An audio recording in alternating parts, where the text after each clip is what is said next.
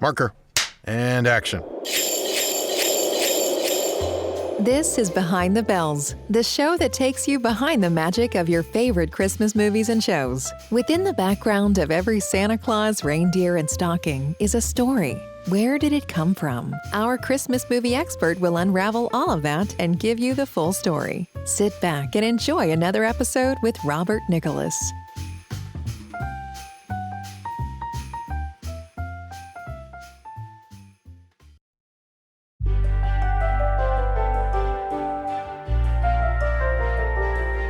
Merry Monday, everyone, and welcome to Behind the Bells. I'm your host, Robert Nicholas, and I'll be taking you on another one-horse open sleigh ride into the world of Christmas movies. In our previous editorials, we've done a decent job covering the earliest Nicktoons that are also considered the best of Nickelodeon: Doug, Rugrats, Ren and Stimpy, and Rocko's Modern Life. All are cherished classic cartoons and have had at least one holiday special. I'll even have to go back to Rugrats at a point to cover the Hanukkah and Kwanzaa specials. To continue our trip down this 90s memory lane, we're taking a look at a show that exemplified the furthest that the channel could get away with in terms of its gross-out humor. It also explored the creatures of the night that could be lurking under the bed or your closet. This is Aaahh! Real Monsters.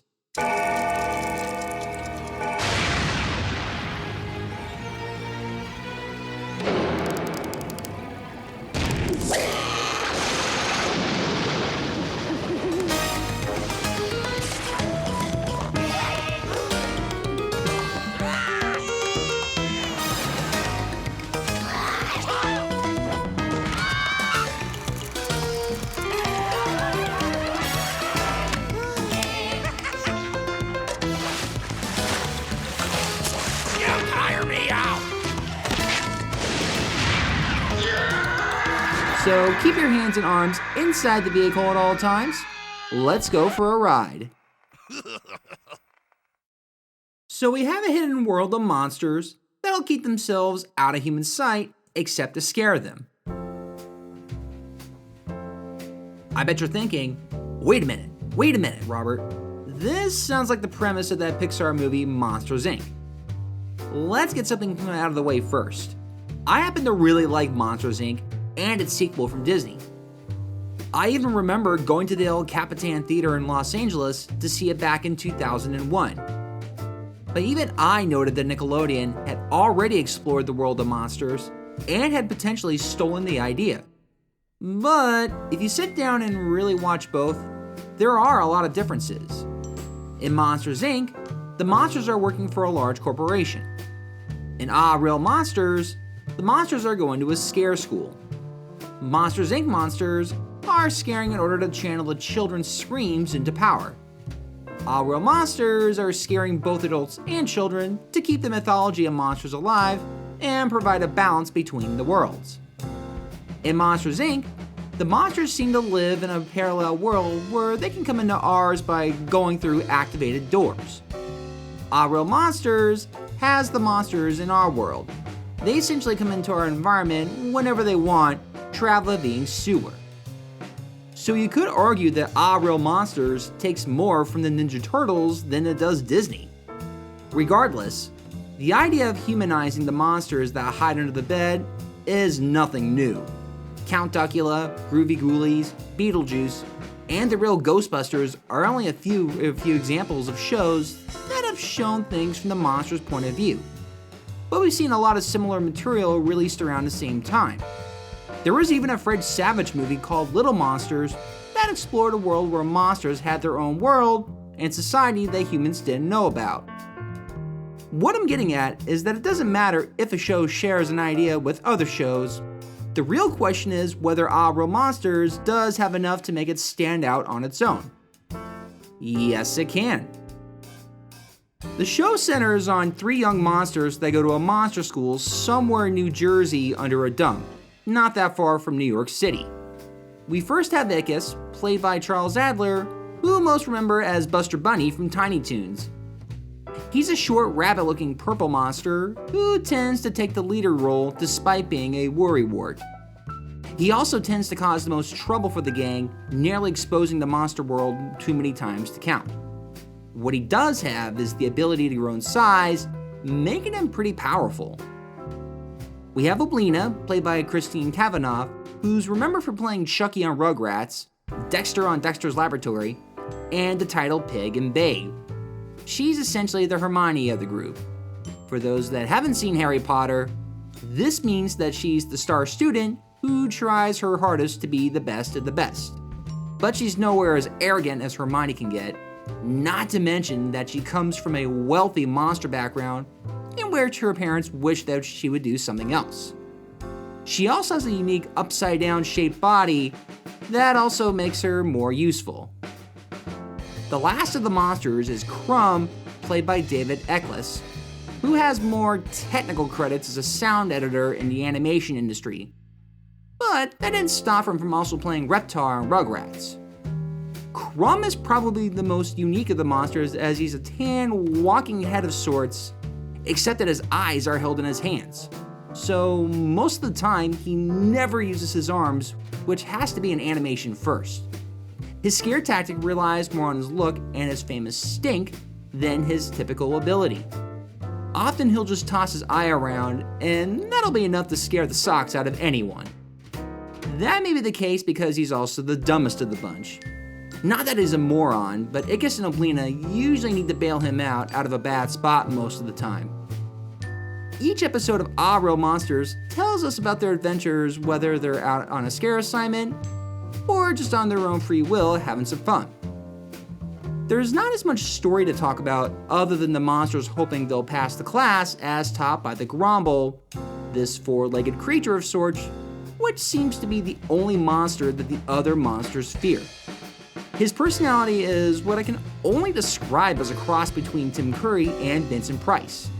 He rules with an iron fist, threatening severe punishment for any slip-ups, even if this means taking away any scaring privileges. What? You think you deserve to go out on Halloween? Yes? Looking for a yes? Wrong! Silence! I have spoken. As far as you ringworms are concerned, there's no such thing as Halloween. First a tooth fairy, now this. Halloween is a national holiday. He can't do this. Can he? And just in case any one of you is stupid enough to defy me, my little friend will be guarding the exit.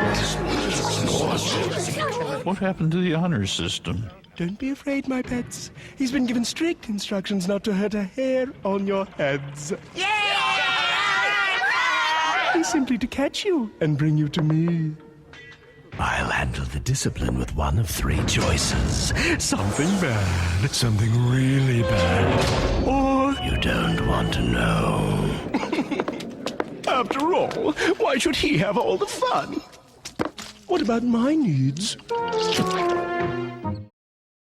Other than some occasional creatures, and even a human character once in a while, Aaahh! Monsters never had any major character arcs or plots involving the school.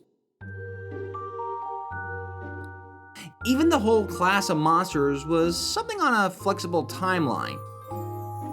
There were no other clues in what the other monster schools were, or even colleges if there was such a thing.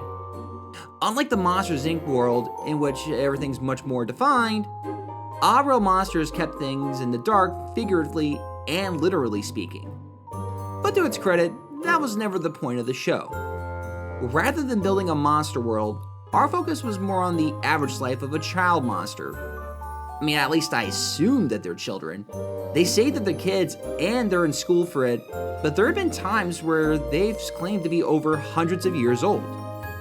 But anyway, most of the episodes would follow Ickis, Oblina, and Crumb as they went out and proved themselves as suitable creatures of the night despite their youth and inexperience. To make another comparison to Monsters Inc., while the Pixar movie only went after children in their bedrooms, Aaahh! Monsters saw everyone as a target. Babies, kids, adults, seniors, and even animals if the situation called for it.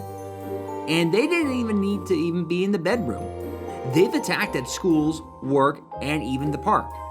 Today's location is even set at a shopping mall, which we'll get into in a little bit.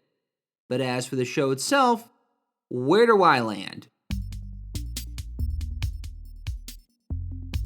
For those that have listened to my previous episode on Krampus may recall that I said that I was not the biggest fan of horror. Yeah, I was kind of a fraidy cat who tended to avoid most of the scary stuff, in addition to the fact that anything horror was a big no-no at my house. At least that's what I initially thought. Had I paid attention to what I was watching on the other Nicktoons like Rugrats, Ren and Stimpy, and, well, even Rocko's Modern Life, I would have seen that it had a lot of dark moments that I probably would have now classified as horror. Remember when Ren and Stimpy, where Stimpy managed to get trapped within his own belly button? What about the Rugrats, where Angelica had a nightmare about having a baby brother that had a 40-year-old gruff voice and grew to over 50 feet? Oh, and there was that Rocko episode where he had his appendix removed and he found himself in a closet of other removed organs that moaned, "Don't cut us," in grisly voices. So, what's the point of all of this? What I'm getting at is that because I didn't seek out much scary content as a kid, I didn't watch a lot of Real Monsters. The animation style looked a little too weird, and I was genuinely afraid that I was going to have nightmares from whatever monster would appear on the show. What I didn't know was that Nickelodeon had already seemingly prepared me for the more freaky content anyway. I had even watched Are You Afraid of the Dark without much issue. I think because Real Monsters had a darker look and was clearly not subtle about its environment, it was something I never really sought out. That's not to say I didn't watch it at all. If there wasn't anything else on, I'd dial in to see what it was about. I did notice that I remember its look more than the situation that they were in. That was probably because despite its focus on the monster side of things, it never really expanded my imagination the way other Nicktoons did. Rugrats got me to see the world from a baby's perspective. Ren and Stimpy created an abstract, absurdist world where anything could happen. Even Rocko at least had me laughing a lot. Real Monsters was never that funny to me, nor was it really as creative as it could have been. That's pretty much my feelings on it as an adult. When I wanted to cover this show on my podcast, I checked out a couple of episodes, and they were fine. I left really not caring about the adventure they went through, whether they had switched Dickus with some other kid, or Crumb losing his stink, or Blina just simply being taken out of school. It may be stuff that's happening within the monster world, but it's an example of not really going all the way with its world. Why not show me more of their family's history, or the rest of the school, or the teachers, or even of the other humans' relationship with the monsters? What I did walk away with was a style and a lot of the visuals. To make another comparison, Monsters Inc. had monsters that always had more of a Muppet look to them that certainly made them otherworldly and strange, but never that scary. Real Monsters came up with a lot of truly grotesque creatures.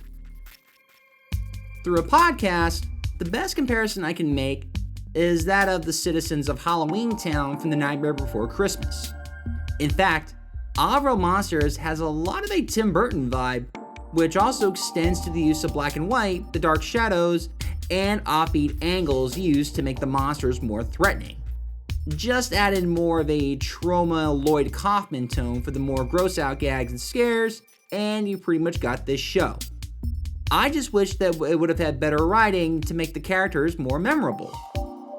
So before we get into the show's, well, half Christmas special, let's talk about how it came to be. Real Monsters was spearheaded by one of the people we previously talked about, Gabor Csupo.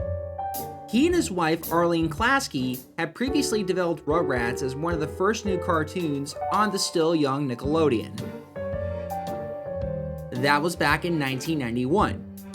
By 1994, Nickelodeon had already made rapid progress into becoming the most popular children's network of all time. We have to remember that Cartoon Network had only debuted in 1992 and was still finding its footing, and while the Disney Channel certainly had a strong impact with its own shows, it wouldn't become a basic cable channel until 1997. So aside from the Saturday morning slots that the regular channels and Fox were running, Nickelodeon was providing nearly 24 hours of family-friendly content. Klaskey Csupo had recently finished the last of the first 65 episodes of Rugrats, as they've had enough to start running it in syndication. They were getting ready to launch their second series on another network, USA. That would end up becoming the very underappreciated Duckman series starring Jason Alexander as a private detective duck. For their next show, they landed on Monsters. The idea came from Gabor Csupo, who said that his children, who by the way were the inspiration for the babies on Rugrats, had loved Monsters and the drawings that their father would make up for them.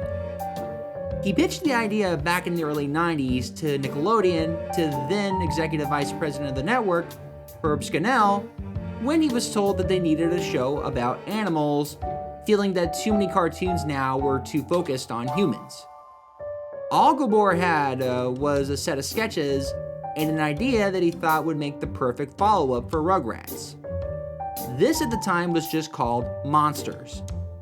Instead of being classic monsters that became legends, these monsters would be childlike and still learning on how to scare properly. To quote him, "I wanted them silly and not too skillful, and the idea worked." End quote. The network greenlight Monsters, and Gabor got to work with the other creator, Peter Gaffney. Peter had previously been a writer on Married with Children, but later moved to Nickelodeon, writing an episode of Clarissa Explains It All, and later a bunch of Rugrats episodes, including the episode that I previously covered, The Santa Experience. The two would bring the same kind of writing and style to Monsters, but the style would come from the newest person hired, a Soviet-born animator named Igor Kovalov. Let's talk about him for a moment because his story is fascinating.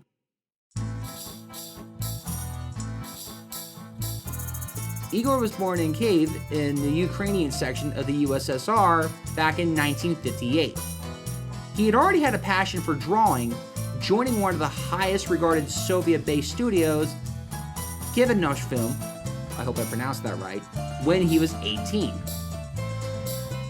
He and another animator, Alexander Tartarsky, would work together where, along with them doing cleanup and in-between animations, would also work on their own material at home that would eventually send the two to Moscow. This would result in Plasticine Crow and their most famous work, a mini-series called Investigation, held by Kolobiki.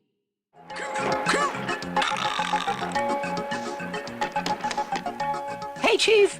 I can see you! Oh yes, same here. What's cooking? Chief!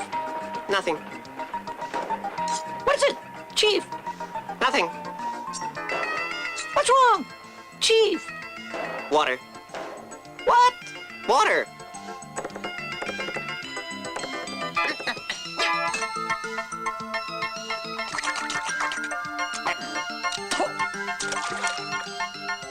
A hole! There are exactly 4 holes here. 4 holes, too. A cat.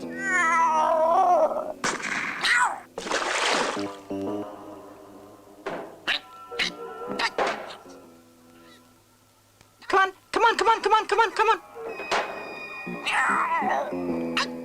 Don't trample like an elephant. An elephant. An elephant. You know what, colleague? These holes were left by an elephant. You're kidding, Chief? You want to see our elephants can fly? It turns out they do.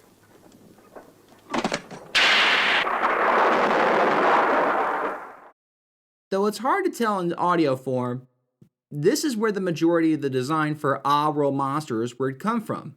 The dark shadows, the more ugly designs on the humans, and the even darker tone in color.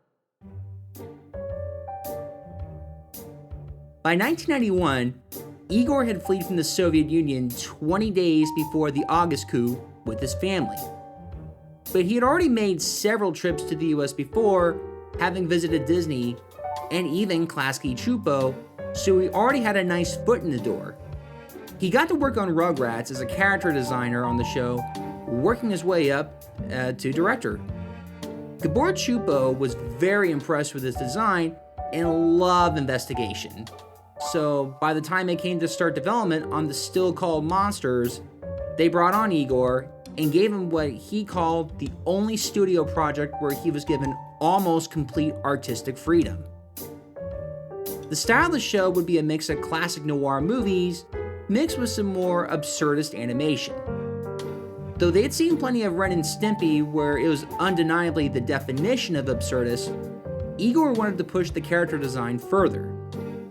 They would eventually find their inspiration with a rewatch of the animated Beatles movie Yellow Submarine. They would follow a lot of the abstract designs when it came to coming up with the characters. In fact, if you listen, the grumble resembles how the Chief of the Blue meanies sound. Happyland is a tickle of joy on the blue belly of the universe. It must be scratched. Right, Max? Yes, Your Blueness. What? We meanies only take no for an answer. Is that understood, Max? No, Your Blueness. That's better. Are the troops in readiness? No, Your Blueness. The bonkers? No. Clowns? No. Snapping turks? No. Anti-music missiles? No. The dreadful flying gloves? No. Splendid! Today, Pepperland goes blue. They would also take inspiration from sci-fi movies like Blade Runner and Brazil for the design of the monster school under the dump the characters live in. They even snuck in a tribute to A Clockwork Orange, as the chair the monsters are strapped in to share their memories of their scares, of course, is actually very similar to how Alex DeLarge was strapped in for his experiment. After years of development, the show that had gone from monsters to real monsters, and finally, Real Monsters, would air on October 28th, 1994, as part of the Snick Halloween special. Are you afraid of the dark? We'll return in a moment. Snick this Saturday and celebrate Halloween with monsters. Real monsters. I hear they throw rotten eggs everywhere.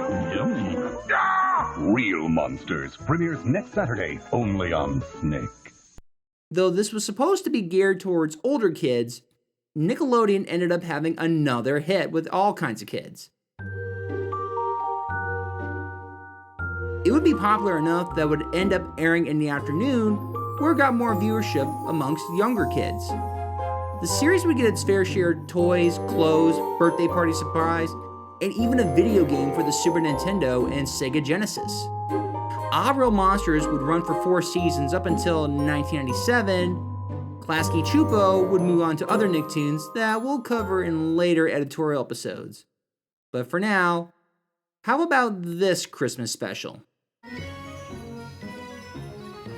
Gone Shopping would air during the first season in late 1994 as the second episode segment after the first, Monsters Don't Dance, which focused on the monsters dealing with a human posing as a monster. This is more of a shenanigans story. In fact, it's not even that much of a Christmas episode because it's actually a Christmas in July set story. The episode begins not in the sewers nor in the school, but rather a shopping mall. In fact, I'll note that none of the other monsters show up aside from the main 3. So no Grumble, no memory sharing chair, not even a scare mission. I wanted to bring up the other characters earlier to at least show that this may not be the best episode to start on if you've never seen Real Monsters. Anyway, we see a nicely crowded indoor mall that's pulling off a building-wide Christmas in July promotion. The stores seem like your typical specialty shops and name brands, or at least within this world. So you've got a pretzel stand, several clothing stores, a toy shop, food court, and even a new age healing center. These are all elements that were quite common in a lot of 1990s malls. To bring in the holiday, the place is decorated with lights, reindeer, a sleigh, and more of your typical Christmas decorations. It sets up the atmosphere nicely and even makes you forget that this is supposed to be Somerset. As the families and elderly are walking and shopping away, we see a mysterious figure enter the security office. But then it cuts right to a ski shop where another ambiguous person in a sweater is eyeing the place. We have no clue on who either guy is, but we know for sure that they're probably not in the best interests of the seasonal promotion. We then find ourselves in a new age shop where a young woman and customer is looking to buy some kind of crystal ball. I should note that Oblina's voice actress also voices this lady.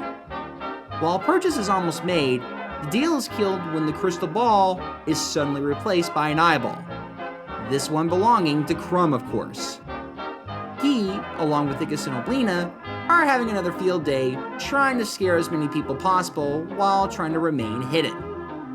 We never get any reason on why they're here, since trips out to the human world is usually only approved by the Grumble, but then again, it could be because the monsters are just looking to have some rebellious fun.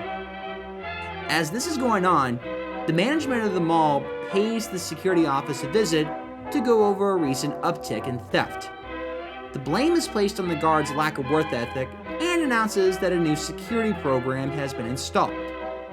The goal is to not only catch a glimpse of the burglar, because, well, apparently the place never had security cameras, but of course to catch him. This only puts the gruff guard in an even more sour mood as he says, "You can't stop rough play on an escalator." It's not too long before the mall closes for the evening. The shoppers head home and the store shut down for the evening. This also means that the monsters are ready to go back as well, but before they do, Oblina catches her eye on a specific lamp. Lava Lamp 2000. It's... There are no words. It is beyond comprehension. It reminds me of my mother. I feel warm all over. This lava lance seems to fancy the eye of all three. It's also never explained, but I could certainly use my experience for lava lamps and my passion for them as a kid to try and explain. There's an element of danger thinking that actual lava is floating in your bedroom, though it would be years before I found out it actually wasn't real lava. There's also an aesthetic considering just the way it lights an area. Yeah, it doesn't have much illumination, but the mass that floats up and down almost feels alive. It's like the equivalent to watching a slower version of the laundry dryer tossing the clothes around and around. Now, whether the monsters have the same feeling, who knows? As they're distracted, the security system is turned on, which results in bars everywhere, and I mean anything that can be considered an opening inside the mall. This includes air ducts, sinks, and even the toilets. Keep in mind that this is their only quick escape back to their dump home. Also at the same time, the burglar, now donned in a ski mask, has managed to stay still as a mannequin for several hours so that he could somehow have reappeared out of nowhere. This begs the question on the security guard who said he can get the job done. Well, where was he while all this was going on? Well, he's been in a chair sleeping. The system also sends a pack of guard dogs to keep a real eye on everything, where it doesn't take too long to find the monsters. Ickis tries to scare them away, but it seems to have no effect. They make a mad dash away, ending up at a toy store where they acquire one of the working drivable vehicles for kids. They get it out, and all three ride it away in an attempt to escape while trying to figure out just how to get the lava lamp. We're going to take a short break, but we'll continue their adventure after this break.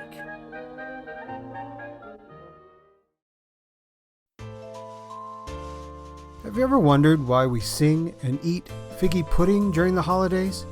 How does the butter letter from 11th century Rome create the perfect holiday dessert?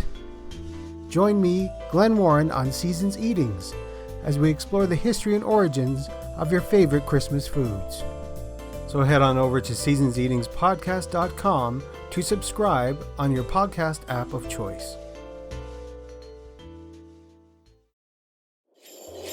And now back to the show with our Christmas movie expert, Robert Nicholas.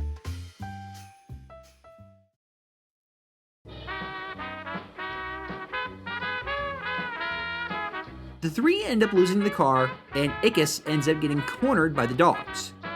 Luckily, Oblino and Crumb manage to get into a pet store and lasso the dogs into some muzzles.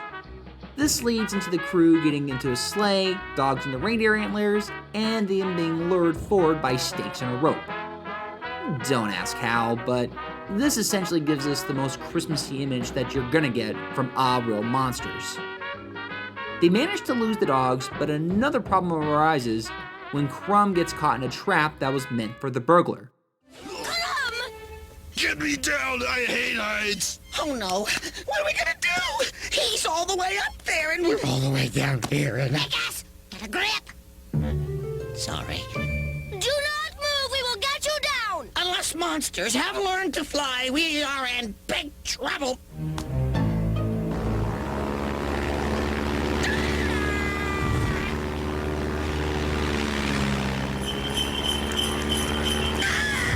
Don't be such a baby, just jump. I'm not having fun here. The little freak is now hanging in the air in a net, caught like a little bunny rabbit. Of course, the irony is that Crumb, a monster who's supposed to be a little terror of the night, is afraid of heights more than getting caught. This is all solved when Icus gets into a model plane where he releases him from the trap, and both are caught by Oblina's lips when they fall. If you want to know why I bring that up, her lips are like a superpower that can be enlarged whenever they need to be. Going back to the burglar, he continues his heist, going after whatever stores he can get into. I'll even note that my favorite gag from this episode comes from a part where he tries to use a glass cutter, only for it to fail, and he uses it itself to smash open a jewelry case. He seems to have found everything that looks valuable, so why not take the lava lamp as well? The monsters see him fence it before he hightails it for the main entrance. By this point, I bet you're wondering, what does this have to do with Christmas? Do the monsters ever comment about the decorations or what the humans are doing? Do the monsters even have their own holiday that's similar? Is there going to be any resolution that has to do with the spirit of the season? The answer to all of that is no. All of this could have been easily removed from the story and nothing would be missed. It might as well have been any other promotion that the shopping mall was having at that point. The only thing even close to some kind of Christmas feeling is the monsters knowing that Oblina wants the lamp more than anything, and they decide they'll get it back from the burglar who took it from the store.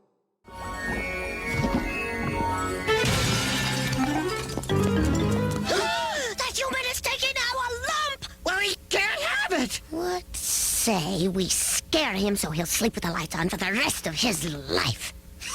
Yeah. Once the burglar makes it to the front of the place, he finally has an encounter with the monsters. Oblina gets the honor and she gets to scare him, and honestly does it in a way that at least gives you the potential that Aaahh! Real Monsters has that Monsters Inc. can never go towards. What Oblina does is that she pulls out her own intestines, where that itself seems to have its own creatures living in it. That sight alone freaks out the thief and decides that he's had enough. He immediately runs and makes it over to the security guard who's still asleep, wakes him, and just begs to be arrested. The alarm is finally pulled when the police and the manager all show up. It's revealed that the burglar had been wanted for a while and may have been the same guy who's robbed the place multiple times. So along with what's gonna be a long jail sentence, the burglar will definitely be psychologically scarred for life, forever remembering the Christmas nightmare that was the monsters. Speaking of which, the monsters stay hidden as they didn't get enough time to retrieve the lamp before the authorities showed up. So now they're simply waiting for the coast to clear so that they can leave. Though the guard did absolutely nothing throughout the episode, he's still given the credit and is praised for catching the burglar, and is even rewarded with the lava lamp, which, okay, I'll admit was pretty funny. He gives a quick thanks before tossing it into the trash. While the place may have one thief down, the guard will probably remain there until something else happens that's gonna send him back to the Rent-A-Cop Academy he came from. The episode ends on the trash can where the lamp was tossed in, only to reveal that's where the monsters have been hiding the whole time. They stare at their new gift in awe before fading out. Christmas in July? Gone Shopping is a Christmas special in name only. It's a shame that Aaahh! Monsters never got around to doing an actual Christmas episode, since the combination of the scares and holidays already makes for a fun sight. They could have even gone as far as making up their own holiday in some kind of form, something that would at least encourage the monsters to gather together. I'm surprised that even with Halloween, that's not treated as something extra special. I'll give the episode credit that the pilot episode where Halloween plays a bigger part is really a better introduction into this world than this specific episode. The lava lamp inception only plays a role in one other episode, and that too does not really explain why Lena loves it. It's really more of a character quirk, but it doesn't really add much when the monster world is already totally upside down. So the motivation, which by the way doesn't even happen till halfway, is kind of a lame one. If they really wanted to make this work better, then why not just have the story about the monsters trying to escape the mall? How much fun would it have been to take the traditional Christmas elements and make them scary for the monsters? They could have created more twisted versions of the decorations, perhaps hit on the nose something about consumerism around these kinds of promotions. They could have even developed a good villain around a bad shopping mall Santa that could be catching the three for some reason, or even make the security guard the thief and develop some kind of twist around that. The show's even made it clear that a lot of the nice kind of imagery can come off as scary for these creatures, so why didn't they here? It's clear that along with being a not-so-good half-Christmas special, this doesn't even make for a good Aaahh! Monsters episode. It's a throwaway story that has nothing to do with the world, isn't really that funny, and doesn't even come up with that much innovative dark imagery. It's really too bad because this show already has the distinction of going darker than other shows that Klaskey Csupo produced, and even the Rugrats Santa Experience episode had Angelica buried in coal for a nightmare sequence.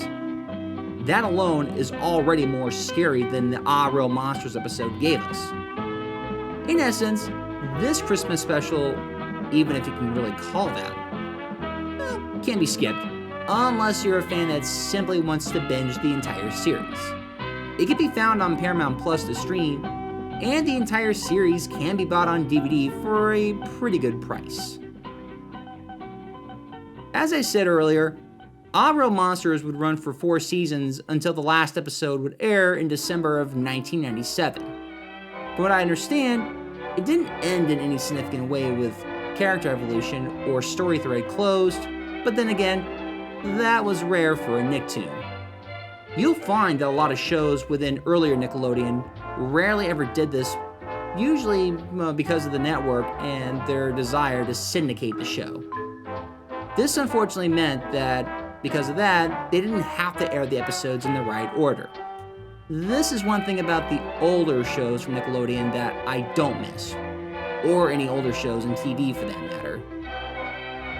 There doesn't seem to be much reason as to why Aaahh! Monsters ended other than meeting the goal of producing the required number of episodes contracted, and Nickelodeon showing little interest in continuing it.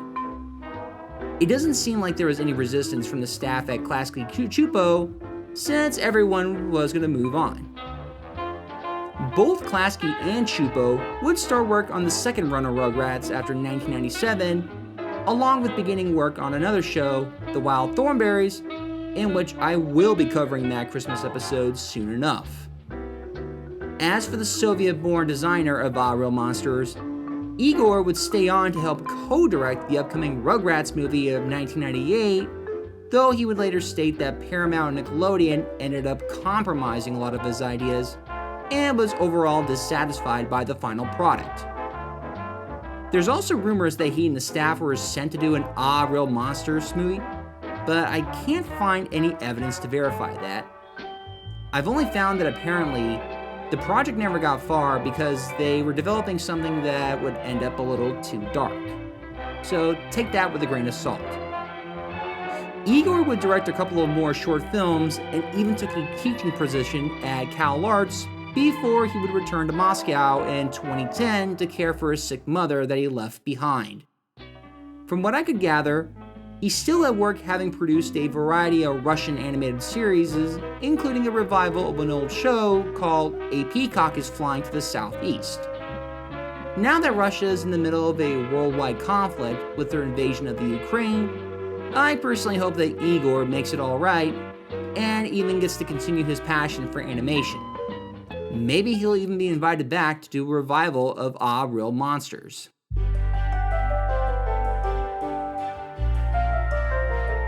I'll say that doing this episode made me appreciate the series a little more as an adult than a kid. In my book, Aaahh! Real Monsters still remains a passable show, and even more as white noise amongst the other surreal animated shows. Unlike the last time where I said I'd be happy to return to Rocko's Modern Life, I'm not too keen on finishing this show. But upon rewatching it, I grew to admire a lot of the style that itself has been doing since. Think Yellow Submarine if it was crossed with a film noir. It's its own thing, and even when compared with the other shows that Klaskey Csupo created. But that also may have been why it never became a nostalgia classic that the way Rugrats, Ren and Stimpy, and even SpongeBob has become. Was Aaahh! Real Monsters too safe? Maybe. Was it too dark to capture a mainstream kid audience? Maybe, considering that the other spooky shows were able to pull them in and away from this. I strapped myself into the memory chair to see what kind of memories I have with Aaahh! Real Monsters, and the result was kind of empty. There might be more in the rest of the series I didn't see, but the scares simply didn't contain enough substance. It passes the class, but barely enough to squeak by. I hope that the Gromble doesn't give you any punishment, or give me any punishment, that is.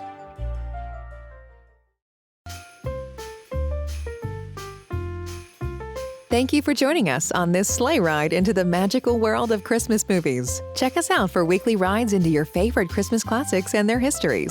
Be sure to give us a positive review on iTunes if you like what you heard. And don't forget to follow us on social media on Facebook and Instagram for updates and special news. Consider subscribing on Patreon in order to help keep the show going and to gain access to some special gifts not available to the public.